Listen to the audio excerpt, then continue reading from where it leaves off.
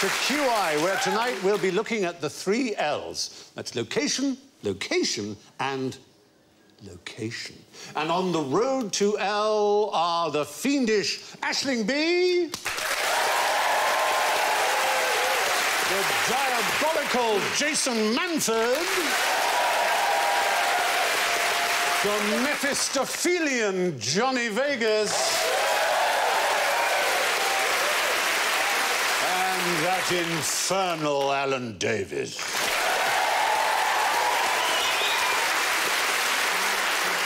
You all have satanic horns. Aisling goes. Oh. Jason goes. Classic. Johnny goes.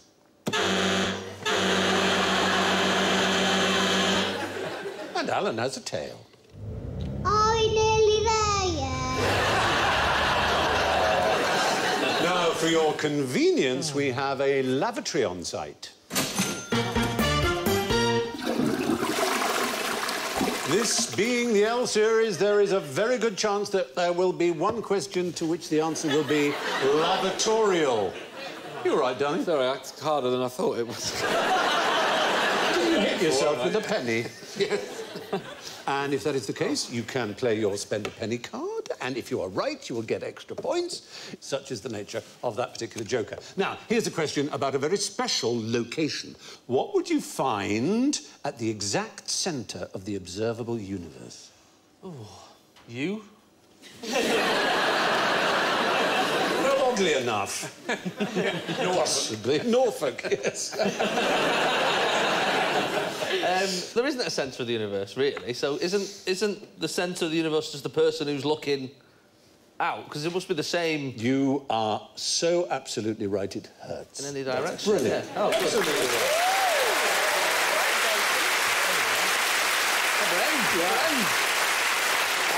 I know a thing, because our esteemed creator, John Lloyd, yes, in his rather good Edinburgh Festival show, yeah, told us that of all the billions of galaxies that there are only a certain number observable from Earth. Do you know what it is? Do you know what it is? Do you know? 4. With the naked eye. What observable from Earth? 4 other galaxies. 4 other galaxies. And, well... But I remember at school them doing something with a balloon. The yes. teacher, and he put loads of dots on a balloon, and then he sort of said it was like the closest to explaining the universe as he could do. That's absolutely right. Although there has been an absolute statement of where the centre of the universe is, which is that it's at the meeting of Bank Street and 6th Street in the town of Wallace, Idaho. There it is. Centre of the universe. Is that the mayor of Idaho, though? Has he said that? Yeah. Well, it covers They're doing Idaho. well for tourism and gone, why don't we just say the centre of the universe is here? You're absolutely right. Made it he up. said it because there was no particular scientific evidence to say that it wasn't. Oh, I see. So he says They decided in that... We'll have it. Yeah, but it's Americans like to stake a claim. They're land grabbers. It's in their... Yeah. It's in their DNA, so to be. Yeah. Not that we weren't in our colonial era, of course. Isn't the sun the centre of the universe? Well, sorry, I didn't want to laugh at What a way to build me confidence for the rest of the show. That was the most... I thought that was a serious question as well. We both looked to you, and you looked at us like the peasants on the land. Going, will we ever be free of this tyranny? Never. I'd like to go in the toilet, but doesn't the Wiki Hole Witch live there? Well, I'm sorry that it sounded quite so patronising. The centre of the universe is apparently Bank Street and 6th Street in Wallace, Idaho, or... The sun. Yes.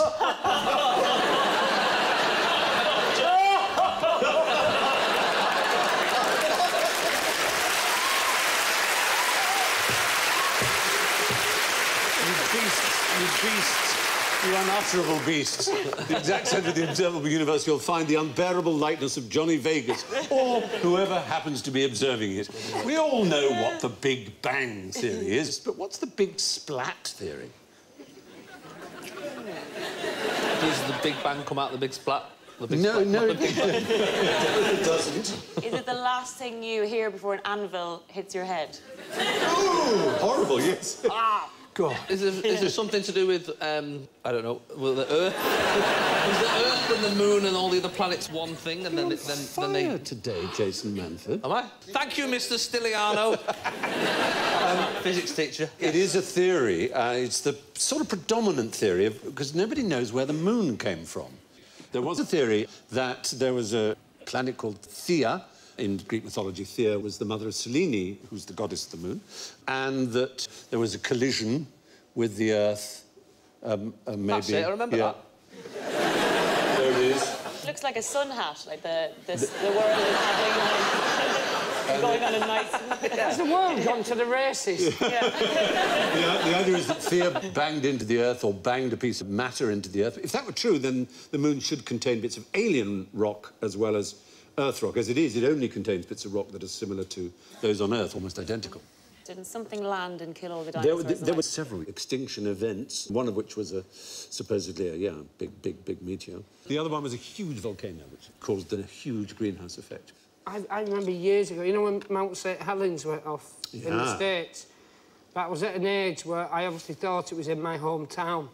I thought my parents were being incredibly casual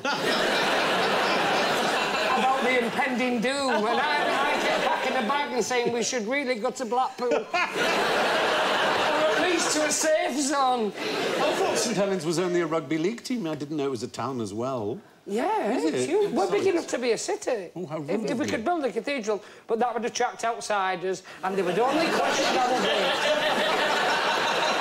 Do you know what? And who wants that, Stephen? I think we might be coming to your ways later. Oh, yeah. okay. So be on the qui vive, as they say in France. Yeah, the fact is, the Big Splat is one of the theories about the creation of the moon. There are a few others. I'll go through them if you like. One was Charles Darwin's son, George, who said that a huge lump of material was flung off the Earth by the extreme speed of its rotation at the beginning of its existence. Nonsense. And this... the hole it left is the Pacific Ocean. That's what his theory was. No, he's guessing there. Well, yeah. He's got a clever dad and thought people will believe me. And there's a final theory, which we rather like, which is that Venus had the moon and we appropriated it as it passed by at one point. It's particularly good because it was... The people who devised this theory don't really believe it. They just want to keep the argument alive and come up with fresh ideas, which is rather pleasing.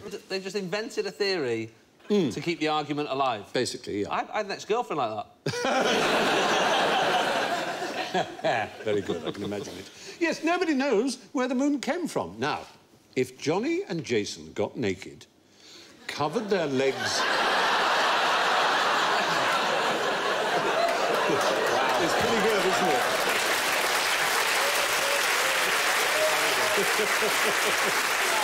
I know.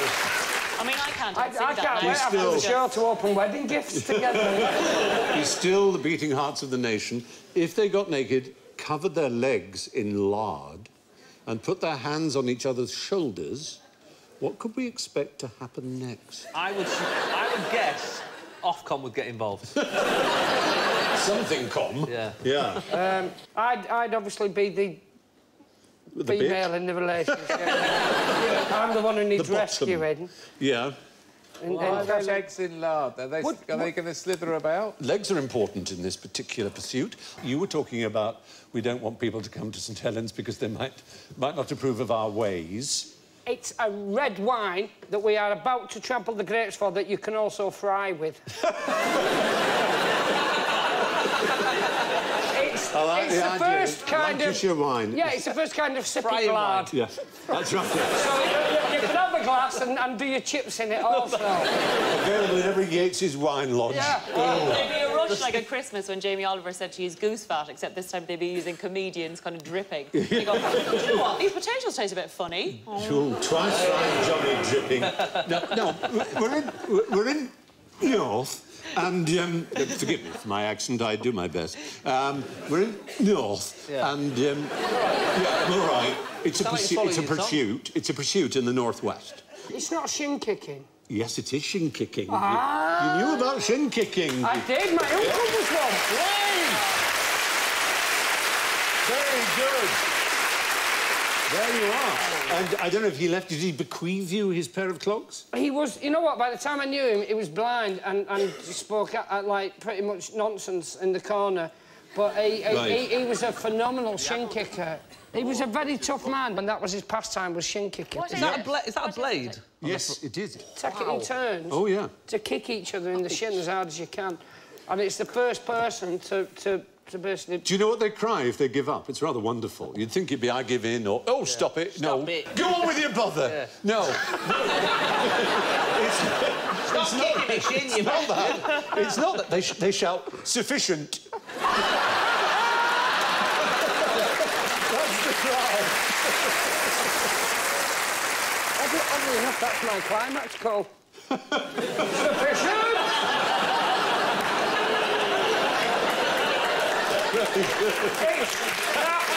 I'd like to stress, there's no domestic violence involved. It's just we're not greedy in our nature up north. I have to confess, I've never heard the phrase climax call before. So it took a bit of time for me to understand what you were saying. Forgive me for that. I think it's actually from bird watching. They rip the skin off each other's legs and stuff. Oh, yeah. I mean, God. One of the reasons for larding the shins was in order to encourage a glancing blow rather than a really vicious one. But the skill was obviously to move your legs so that it was a glancing blow. Is it if you put your arms on the shoulders, you know the way you can't hit someone if you put them an arm's length, do they try to not get kicked? I think it means you're in a stable position, so you're not escaping completely, but you can move your legs. I don't know how short the legs are of people you know. But standing there, you've still got a fair bit of range, haven't you? Well, you've been doing it with Ewoks. The more I get to know you, the more I think men are mad. They're always up to something ridiculous. Kicking each other in the lardy shins, you're like... Shin kicking is probably what it was called on an everyday basis, but in the 19th century there was a special word for it, which was purring or purring. Purring or pouring or parring. They seem to be all used. Parring, purring. Parring maybe because you were parrying away. Nobody quite knows. But anyway, it was a popular pastime. A lot of betting on it. Yeah. And there are shin kickers to this day in the oldest Olympic Games since the Greek ones, which we've covered before, which are in the Cotswolds. Do they have a Channel 4 programme called Shin Kickers' Wives? My God, he's making so much money kicking shins. I love him. I don't like his personality, but it's just the one there. Is he called a stickler? He's a stickler. He's the umpire or referee. Stickler for detail. He's stickler for the rules, exactly. Oh, now, okay, like you can probably just see that he's got straw coming out of the bottom of his trousers, and that's what they use. They pad their shins. They're not like tough northerners. No. They pad their shins, because this is in the Cotswolds. Get a bit of lard on that, you stiff lad. Next thing you know, they'll be bringing in Crocs. They'll be going on for 9 days of shin kicking. That castle looks really old. I'm not sure it's a real castle. Oh, no, don't spoil it. You have to spoil everything. Get our wind up, and that's going over, isn't it? People are bouncing around going, are you sure this is a real castle? Yes, it used to be. My gran used to say sufficient when she'd eaten enough. Oh, ample sufficiency. Yeah. That's the phrase, isn't Say it? ample? Or your granddad was kicking her under the table. Yeah, maybe. And she didn't want to let on. She just put a knife up at sufficient. Sitting there weeping once she'd gone home. Oh. We should have done it when we had the Olympics. You know, you're allowed to include a couple of games, like, you know, people going, put darts in, put, like, stuff we were good at, put snooker in. Like, we should have gone, put shin kicking in. Some poor Brazilian like that. Take that, Germany. I just can't bear the thought of all the other countries beating us at it. We invented this. Yeah, exactly. Yeah. Oh, that's enough of Johnny Foreigner doing this. Keep this quiet. The Shin Kickers Association of Britain are known as SCAB, I'd be pleased to know. Are they? Perhaps appropriately. And Johnny's uncle was one, which is chilling. Yeah, we never knew that. I'm really impressive. Genuine. Shin kicking was a popular sport in Lancashire pubs for 150 years. Now, here's a pub in Lancashire. My question is, how did Spanking Roger woo the ladies? I know that pub. Do you know it? Yeah, I do. Where is it? It's in, like, I think it's in Kersal or Salford area. It's Manchester area, quite right. When I went to university, I know, I did, I lived in a place called Castle Irwell, which was a dog track before it became a student village. Yes. But every year, there was a race down the hill naked. And you would run down around this thing. All the blokes would. I didn't, obviously. It'd be weird. I didn't have the I'm a grower, not a shower. and this pub was part. I think the guy Spanking Roger. That's how he got his wife. I think there was something to do with his wife where he was naked and she had a little look. He was quite well and down. I thought, I'll have him. You're right. Well, this naked running was on Kersal Moor. Kersal Moor, which has now become Castle Irwell, which is now student village. That's exactly it. We've got a picture as it used to be, which is beautiful. Yeah, no, it was much more of a shithole when I was there. No, exactly. Now it's just vomit and empty Pringles tubes. Yeah. But that guy, Spanking Roger, even though it sounds like he was a bit of an idiot, he ended up being a big guy in the army. Like, he fought... I think he defended Gibraltar or something like that. Absolutely right. He was the great hero of Gibraltar. This is brilliant. He's on fire.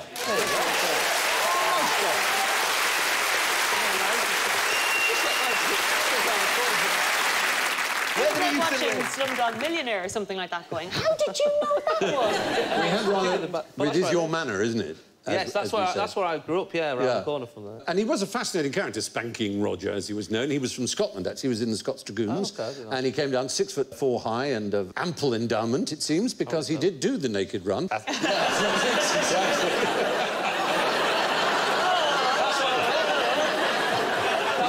why he was called Spanking Roger.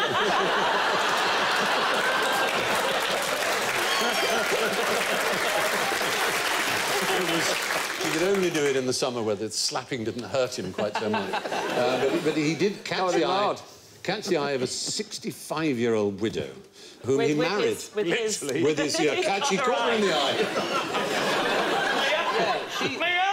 Her name was Minshall, Barbara Minshall. That's right, which is... the Minshall Courts in Manchester, and Minshall Street is where... That's where her family... She was a rich family. Yeah, and I think she died... She was back in the 1760s when they married. And the next day he was immediately betraying her and spending all her money. And he spent it on, essentially, he would, on bare-knuckle fights. If anybody beat him, they were sort of free, but if he beat them, he dragooned them, as it were. Is that why he's called Spanking Roger? Well, yeah, I mean, he's called Spanking Roger because he fought. He was a brilliant bare-knuckle fighter, yeah, that's exactly the reason. He's got a hell of a camel foot for someone who's well endowed. That's a bit. Yeah. Someone, I think the artist was modest, that's all, yeah. Eating his shorts. And life was extraordinary because he, as you rightly say, was the hero of Gibraltar with this dragooned army there. It was the longest siege in British military history, held up for 4 years and kept the rock, as we still have at time of going to press, unless the Spanish have had something to do with it. His wife died, he got into terrible debt, came back impoverished, found another woman whom he married. She was Scottish, and he died a very rich man indeed. So he had a pretty splendid life. A spanking life, in fact. Why do they say spanking for good in England? Oh, that spanking good time and... It's a very good point, isn't it? The great, much-lamented Christopher Hitchens once said there is no surname in English that cannot be improved by having the word spanker put in front of it. Spanker Manford. Spanker Vegas. Spanker B. Spanker Bee is terrific, isn't it? There's the Queen Bee, there's Worker Bees, and then there's a Spanker Bee. Spanker Bee. I bumped into old Spanker Davis at the club the other day.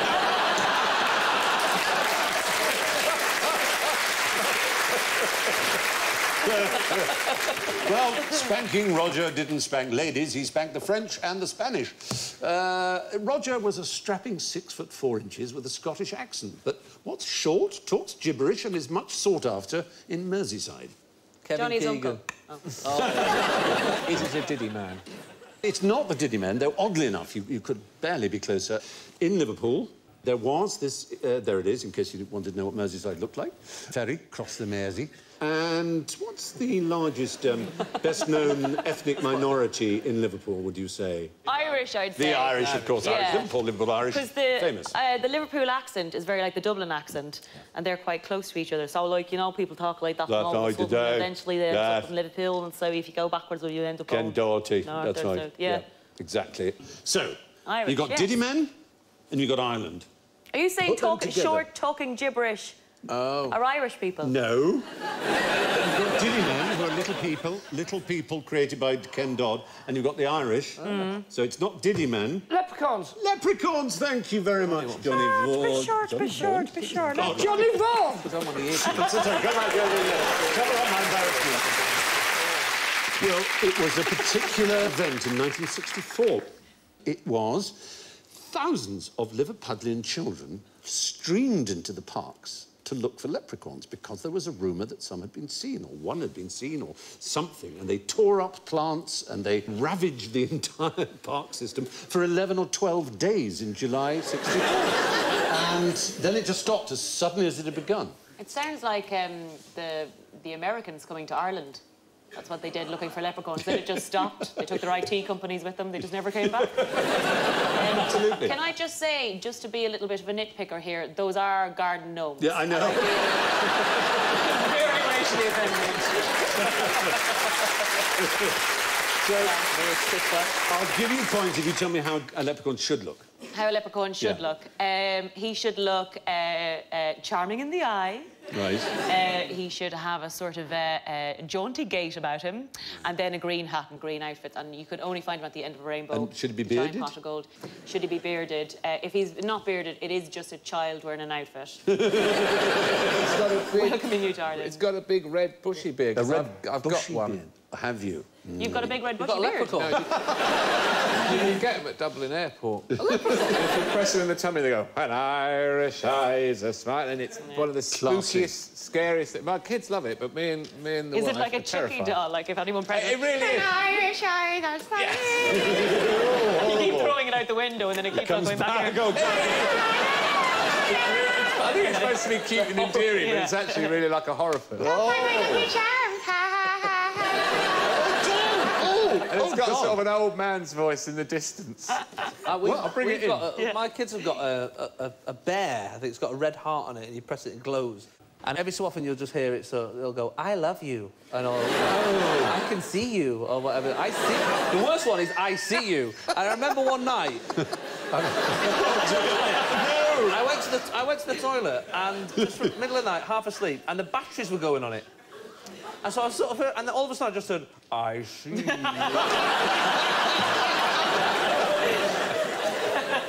That's very disturbing. Terrifying, I wouldn't recover from that. Well, interesting. I mean, who am I to tell you that you've got it slightly wrong in what leprechauns look like, because... All right, Stephen. They don't... No, I'm going Look by... down upon me and tell me what we did wrong this time. I'm going on early information rather than late, sort of 20th century information. There are inventions which come from the 20th century, which include the fact that they wear green clothes and tall hats, and they have ginger beards. According to fairy legends and traditions of the south of Ireland from 1825, proper leprechauns, if there is such a thing, are all... They have a trade? Shoemakers. They're all shoemakers, and they are exclusively what? White. Yes. They are. They're exclusively white. And... Old. Male. Male is the right idea. And there's the shamrock, of course. There's a rule that an Irish person told me is never go into an Irish pub in America or London that has a neon shamrock, because it'll be crap. Yeah. Is that right? Yeah, I mean, it would be a bit dodgy. Yeah. Any American sort of Irish pub. Yeah. Come on in, to be sure, and you'll have a right old great crack of a time. It'd be very annoying. Yeah, but this particular chase happened, as I say, in '64, but in 1982, a man called Brian, which is a good Irish name, told the Liverpool Echo that he had been working in the park when some children saw him and mocked him for his height, or rather lack of it. And so, joining in the sport, he spoke in sort of... sort of Irish gibberish. I know, I'm sorry, I'm doing what he did. threw sods of earth at them, and they ran away frightened, thinking he was a leprechaun. So, because they called him a leprechaun. They came back with their They brothers. said, "Oh, you're a leprechaun," and he went, "I am that." And so they all said, "Yeah, we saw a leprechaun. We saw, you know, saw a real one, saw a real leprechaun in the park." And so all these kids, you know, they all invaded it. It's like a lost episode of Brookside.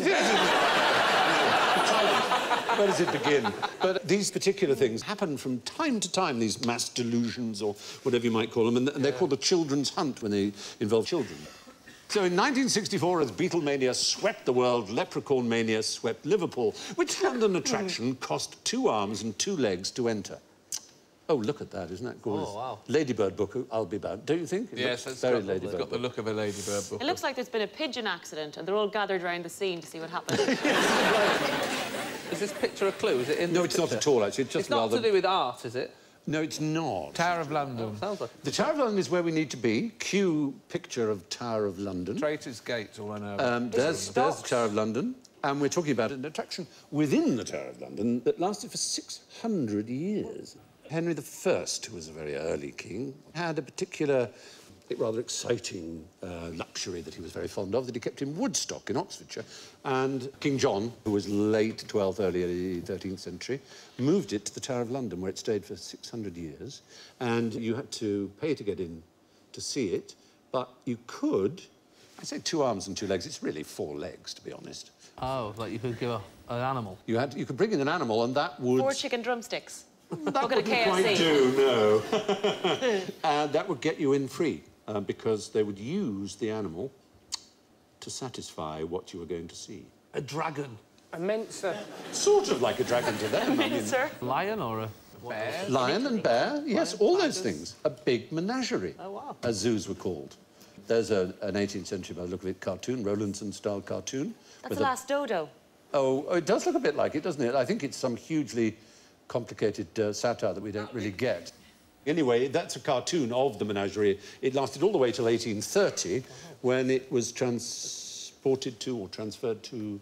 London Zoo? To Regent's Park, to London Zoo, yes. So there was the menagerie. It was immensely popular all through those years. If you were a sheriff in the City of London and around, you had to pay 4p a day to help with the feeding of the polar bear.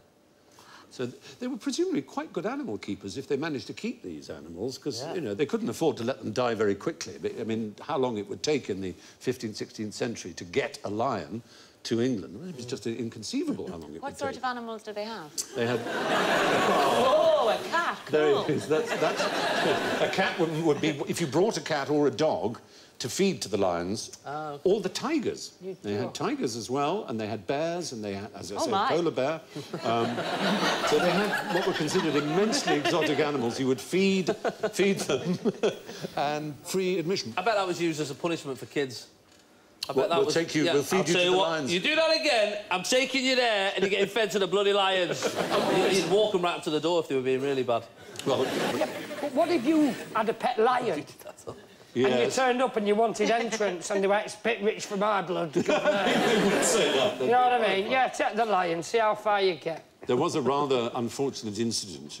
In 1830, a keeper accidentally allowed 2 tigers and 1 lion to be in the same enclosure, and there was a horrible fight that he only managed to end by introducing a sort of red-hot prongs to the noses of the tigers, who eventually stalked off. But who do you think won? 2 against 1. Yeah, and his tigers, yeah. The Lion King. No, the Lion King didn't win, I'm afraid. Simba licked his wounds and died a few days later. Yes, it's very sad. Very sad. But anyway, yeah, it was an amazing place. Imagine an imaginary menagerie managed by an imaginary menagerie manager.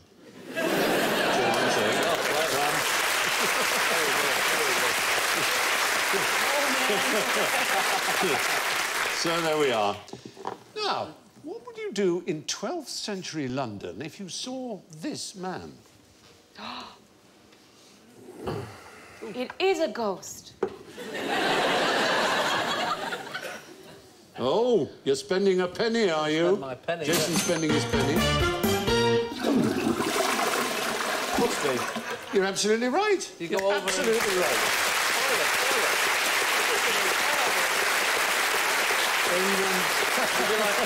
You put that round you. That's right. Do you want to try it out? Go on, then. Is that not an old-fashioned Portaloo? This is Steve, one of our most do I do? gifted intellectuals. Intellectual elves.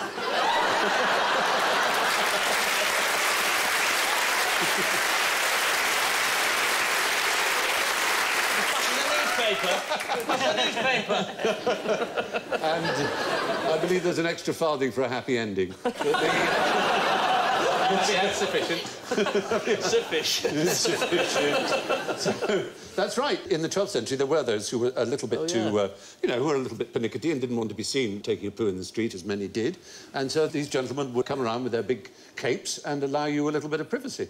Did people used to just poo in the street? Otherwise, they would poo in the street, I'm afraid. Would they? Yep. Times have changed, haven't they, Stephen? They have, absolutely. Though there's a lot of peeing in the street, let's be honest. Oh, yeah. Yeah, and I'll admit to that, but, you know, he needs... Quite. Yeah. Needs must. May I thank a senior elf who has done something well beneath his huge dignity. Steve Colvin, ladies and gentlemen. Thank you.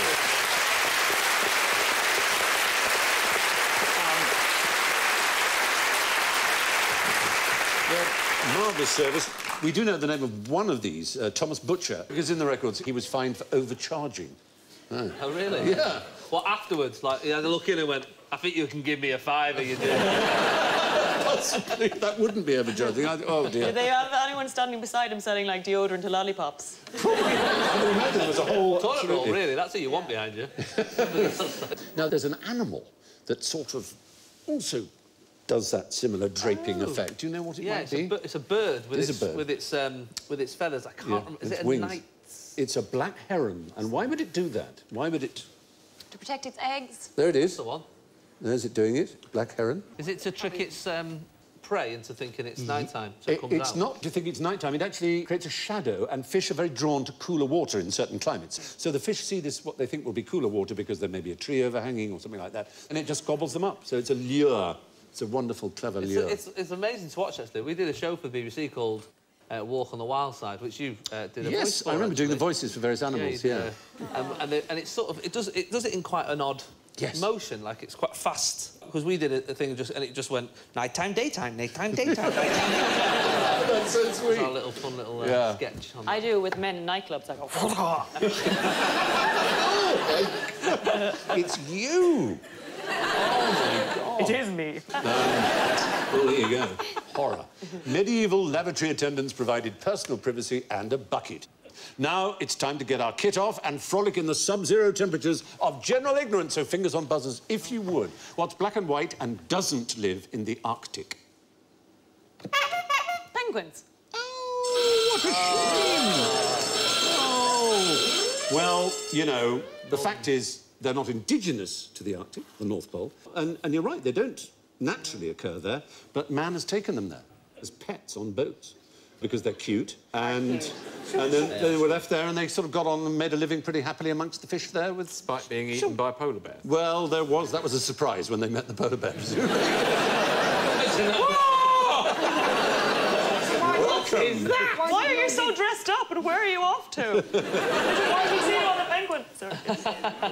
Despite what they say, there are some penguins in the Arctic. Which part of the world does the idea of eating frogs' legs come from? Go on, Jason. France. No! Very sweet of you. You are nice. Is it England? Yes! Bless my soul.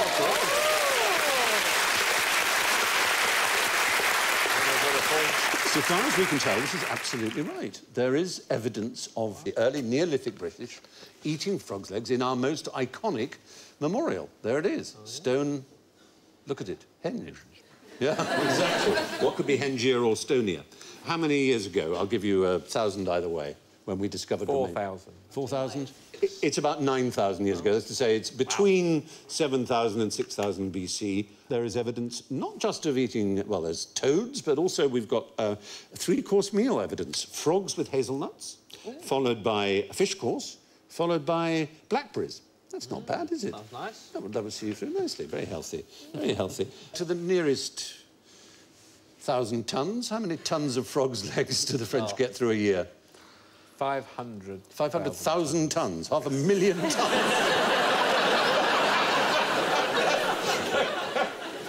It's between 3,000 and 4,000. It's still a fair quantity. I thought they had massive frogs. It would fill the Size of a bag. So, frogs' legs were first eaten in Wiltshire. What's the name of the fortifications that mark the northern boundary of Roman Britain?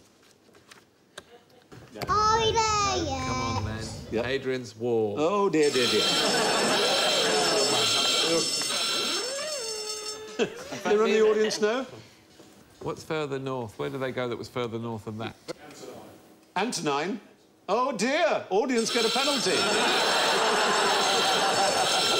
There, you fell into our trap. There are some intelligent people who do know that the Antonine Wall is north of Hadrian's Wall, but a very obscure fact, certainly confess I had no idea of, it's the Gask Ridge system, which is the oldest and, indeed, the northernmost of the boundaries. There's the Antonine Wall. We can see Hadrian's Wall there. And there's the Gask Ridge, which doesn't look as good. Doesn't go from coast to coast. I would start taking maybe go around it. I think I use the same builders as that. Actually. You could walk round it a little bit, but it was the northernmost. All right, well, there's a defence against fat people. Lazy people. We don't... Oh, do you have to walk? I won't bother. Hadrian's Wall remains the longest continuous fortification in Europe. Obviously, it's nothing compared to the Great Wall of China, but it was still pretty impressive. It was garrisoned by how many troops in its day, do you think? I don't know, but I do know that they took 40,000 troops to try and suppress Scotland. And then when they got there, they found there was nowhere really to suppress, because everyone was hiding. And at night, they'd come out and attack them, and they just ended up giving up. So there were thousands of people. Yeah, 9,000 garrisoned the wall. They came from all over the known empire, including from the Tigris, what we'd now call Iraq. Iraqi Arabs were stationed... They must have found it very chilly and unpleasant. What wall is that there? That's a Gask, is it? No, that's Hadrian's Wall. Ah. Yeah, which is in great shape. I don't think the Gask Wall is in much shape. I went for a walk along there with a friend of mine he's like a real Cockney geezer. Yeah. And he's always, you know, that sort of myth of, like, people being friendly in the north and not so friendly in the south. Kick. Yeah, we walked up along there. This summed up the north-south divide for friendliness and not friendliness and talking to strangers and that. Two blokes walked past. It was about 8:30 in the morning. We were having a long walk round, and a bloke went, "Morning," and I went, "Morning," and my mate went, "Who's that?" Just saying good morning to a stranger, that's not weird. Now, what's this? What's this? Pass it down. Just all you've got to do is tell me what it is. Have a taste. It's, I promise you, not poison, despite being green. It's not wasabi, is it? Wasabi. Wasabi, there we go. You would be served this if you were to go out around London and go to most Japanese restaurants, and I would have a taste. Whoa! Pretty hot. Do you find it too hot? Yeah, I can't even. My mother thinks tomato and basil soup is too spicy. Jesus. Oh, that's too spicy for me. What's in that, Aisling? That is as close to wasabi as you can get without it being wasabi. I nearly took a mouthful of that, you know. It's not a joke.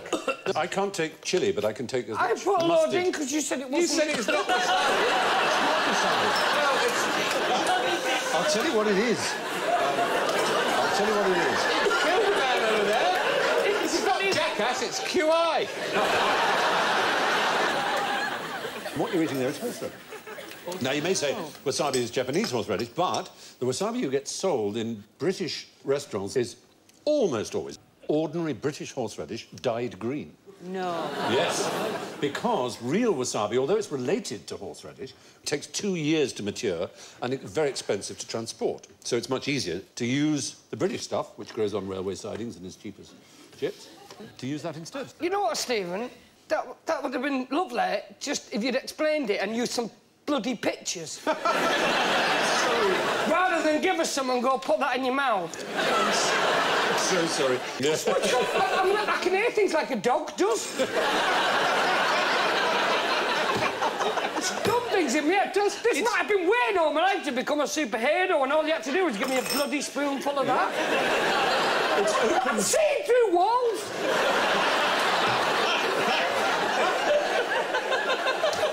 It's opened your eustachian tube and your sinuses. Yeah, cancel my card. I'm flying home.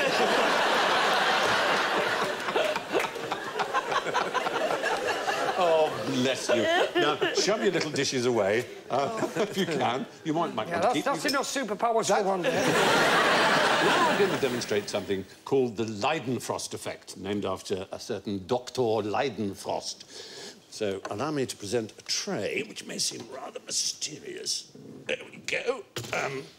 Now, essentially, what the principle is, I'll explain it first, and then you'll see it, is that when you drop some water on a very hot surface, it kind of beads into a little ball and goes around. It's often a way you test the heat of a frying pan or so on, or if you drop water accidentally onto a hot plate. And if you allow this beading to take place on certain surfaces, the beading is sort of predictable and rather exciting. And you can see a little bit of it on VT, in which the bead is going uphill.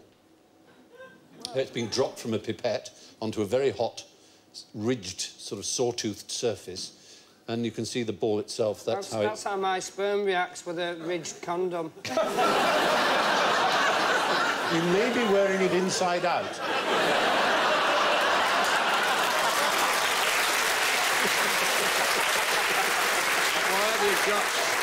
Why have you got your sperm in a pipette? Sufficient. He's spreading it. All right. So, I have pipettes here, and this is room temperature. I'm going to put it on here, and you can see, as I drop the water, that it's just nothing much happens. But the beads go off, and it's starting to boil and frizz, and as it gets hotter, you'll see the Leidenfrost effect of it. Listen to... You'd swear the women were watching the Chippendales. Oh! But where it gets interesting is where these things have been left on the heat and so already incredibly hot. And this is a little concave thing, and we drop a bit in it. It goes round and round and round and round and round. Rather beautifully. And now we've got another one with the sawtooth that we saw the climbing up, but this is a circular sawtooth, and it should go round and round as well. Whee! Incredible speed. Look at that. I don't know why young people have to go and, you know, play Grand Theft Auto when they've all this sort of crack to look forward to. I know! It's fun. And for a grand finale, you can see here, next to the hot plate, is we've got ourselves a sort of maze. And let's see what happens here. There's a very predictable path, and they go all the way around. And if they've got enough energy, they'll go around twice. There you go, big fellow. That's like chasing me dad round a shopping precinct. Don't abandon me. That's it. I will make you proud. Look, Dad, come back. Hours of harmless fun. Now, I asked the very nice scientist from the University of Bath who lent us this equipment what technical solutions this may offer the world, and he said, actually, most of the time, the Leidenfrost effect provides technical problems for plumbing and things like that, and it isn't always a desirable effect. So if you can think at home of some useful solution that can be used from the Leidenfrost effect, we'd be very grateful. But thank you, Kei Takashina from the University of Bath for the loan of this splendid equipment. And that brings us to the sizzling scores. Well, my word, we have well, I'm not surprised he's won, he's been on fire. Despite one klaxon, clear lead from Jason Manford at +3. Oh,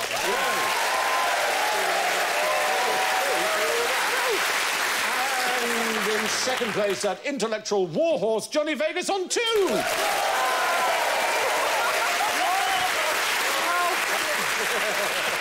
And a magnificent debut only brought down by penguins for Aisling Bea on -7. In a shock surprise, in nearly last place is the audience with -10. Whoa! But just picking them in the L for loser position is Alan Davis with -14.